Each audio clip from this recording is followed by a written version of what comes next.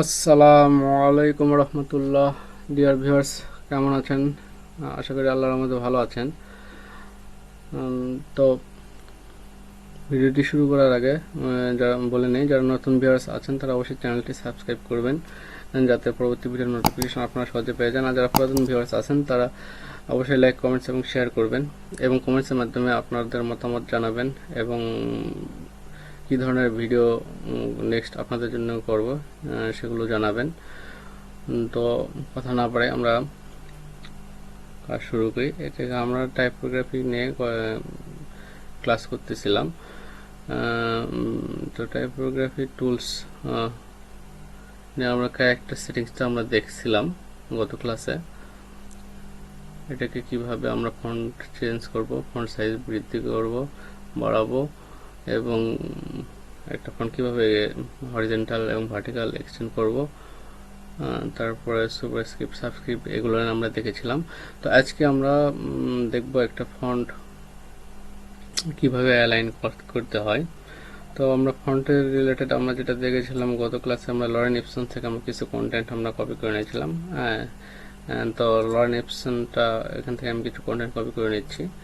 যদিও বা আপনার অ্যাডোবি যদি আপনারা ক্লাউড ইউজ করে থাকেন, তাহলে সেক্ষেত্রে আপনাদের লরেন ইপসন থেকে আপনাদের কন্টেন্ট কপি করার প্রয়োজন হবে না, কারণ এখানে দেখেন আমি একটা নিয়েছি, টাইপ টুল থেকে আমরা নিয়েছি, টাইপ টুল সিলেক্ট করেছি। এখন এখানে যদি আমি শুধু ড্র্যাগ অ্যান্ড ড্রপ করে ফেলি, তো আমাদের অ্যাডোবি ক্লাউড আমাদেরকে ডিফল্ট লরেন ইপসনের ডেমো কন্টেন্টগুলো আমাদেরকে দিয়ে দেবে।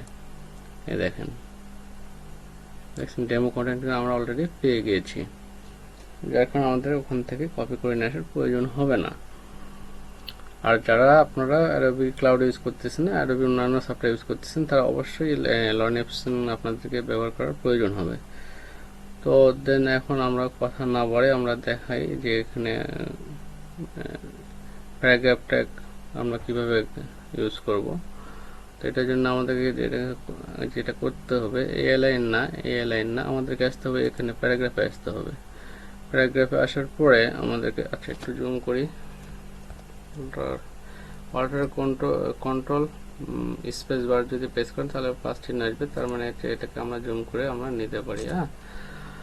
তো এখন আমরা কি করব, এটাকে অ্যালাইন, এটা না, এটাকে আমরা দিয়ে দেই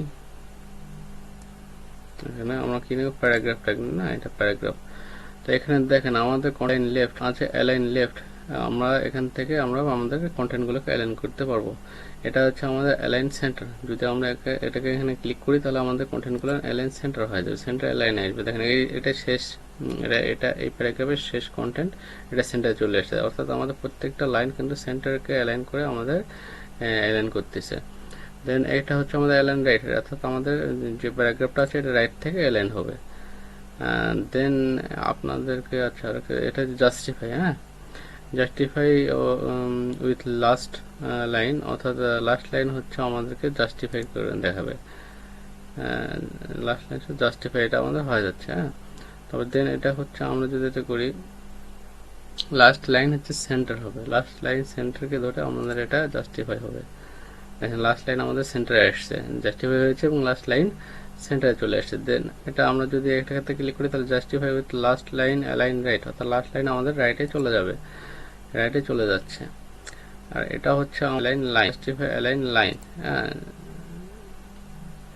জাস্টিফাই লাইন, অর্থাৎ টোটাল যে কন্টেন্ট আছে সব total A to Z content আমাদেরকে জাস্টিফাই করবে। যার কারণে এখানে দেখেন মাঝে আমাদেরকে একটু বেশি স্পেস নেই, সেটা কি কারণে আমাদের ওর লাইনটা মিলাই দিচ্ছে, অর্থাৎ শেষ লাইনটা আমাদের মিলাই দিচ্ছে। তো আমরা এটা না, আমাদের লাইন লেফটটাকে এখানে রাখলাম। তো দেন এখন আমরা যেটা আপনাদের কিন্তু আমরা এখান থেকে কিন্তু আমরা পয়েন্ট নিতে পারবো, বিভিন্ন প্যারাগ্রাফে আমরা বুলেটিং করতে পারবো, কিংবা আপনার সার্কেল, যে ধরনের ইন্টিগ্রেশন আমরা এখান থেকে, এক কথা শেষ, আমরা এখান থেকে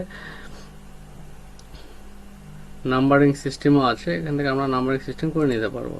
যদি নাম্বারিং সিস্টেম করে পাশে এখানে আমরা আসবো, আসে এখান থেকে আমরা যদি 1 2 দিই তাহলে 1 2 চলে আসবে।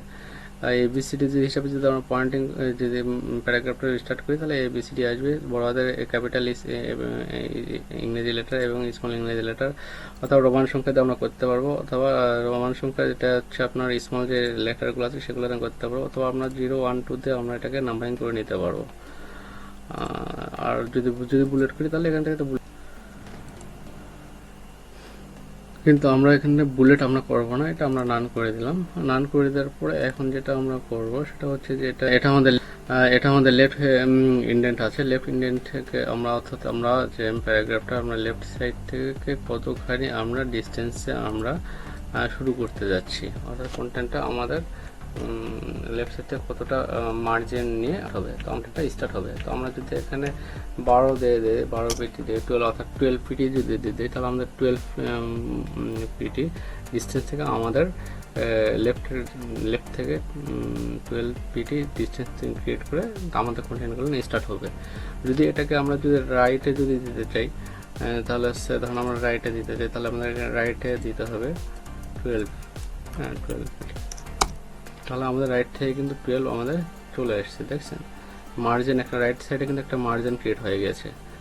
দেন আপনাদেরকে এটা দেখাই যে এটা হচ্ছে আমাদের যে অর্থাৎ আমরা যে স্টার্টিং প্যারাগ্রাফের যে স্টার্টিং লাইনটা আছে সেই লাইনটার ডিস্টেন্স, অর্থাৎ ফার্স্ট লাইনটার ডিস্টেন্সগুলো কত পিটি ডিস্টেন্স থেকে স্টার্ট হবে।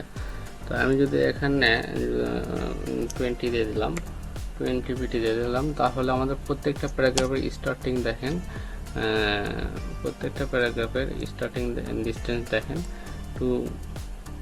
একটু ডিস্টেন্স দেখছেন যে 20 পিটি ডিস্টেন্স থেকে প্যারাগ্রাফগুলো আমাদের স্টার্ট হয়েছে। তো এখানে আরও কিছু যদি দেখানো আছে, তো সেটা হচ্ছে যে এই অপশনটা হলো যে স্পেস বিফোর প্যারাগ্রাফ, অর্থাৎ একটা প্যারাগ্রাফের পরে আগে একটা প্যারাগ্রাফের আগে আমরা কতটুকু স্পেস নেব। তো আমরা একটা প্যারাগ্রাফের আগে যদি আমরা এখানে যদি দিয়ে দিই 12 পিটি, তাহলে আমাদের যে দেখতে পাচ্ছেন প্যারাগ্রাফটার প্রত্যেকটা প্যারাগ্রাফের আগে আমাদের 12 পিটি করে স্পেস নিয়ে নিয়েছে। দেন আমি যদি এটাকে যদি এটা হচ্ছে আপ বিফোর অর্থাৎ আগে, এবং এটা হচ্ছে আফটার, অর্থাৎ যদি কোনো প্যারাগ্রাফের পরে যদি আমরা স্পেস নিতে চাই তাহলে আমরা এখান থেকে সেই প্রয়োজন অনুযায়ী সেই ডিস্টেন্সটা আমরা দিয়ে দেব। ঠিক, তো আজকে এ পর্যন্ত ভিউয়ার্স। তো ভিডিওটি শেষ করার আগে নতুন ভিউয়ারদেরকে অবশ্যই আবার মনে করে দিচ্ছি আপনারা অবশ্যই চ্যানেলটি সাবস্ক্রাইব করবেন, আর যারা পুরাতন ভিউয়ার্স আছেন তারা অবশ্যই ভিডিওটিতে লাইক, কমেন্টস এবং শেয়ার করবেন যাতে নতুন ভিউয়ার্স ভিডিওগুলো দেখতে পায়, এবং আপনাদের লাইক কমেন্টসের মাধ্যমে আমার চ্যানেলটি দ্রুত রিচ করবে। তো আপনাদের কাছে রিকোয়েস্ট থাকবে আপনারা অবশ্যই ভিডিওটিতে লাইক, কমেন্টস এবং শেয়ার করবেন। ঠিক আছে ভিউয়ার্স, আজকে এ পর্যন্তই। পরবর্তী ভিডিওতে আবার দেখা হবে। আসসালামু আলাইকুম ওয়া রাহমাতুল্লাহ।